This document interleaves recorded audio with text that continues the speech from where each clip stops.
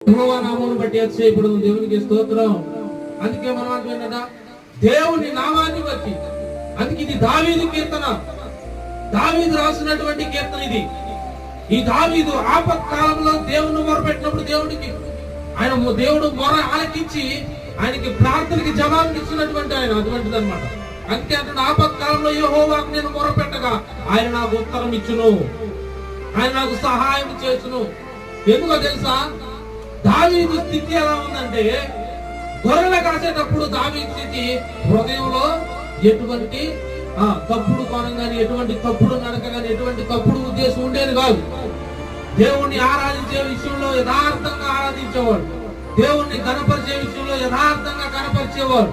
ఇది దావీదు చెప్తుండే. ఏమని చెప్తుండో, కొందరైతే రథములను బట్టి, కొందరైతే గుర్రములను బట్టి అతిశయపడుదురు గాని నేనైతే నా దేవుని నామమును బట్టి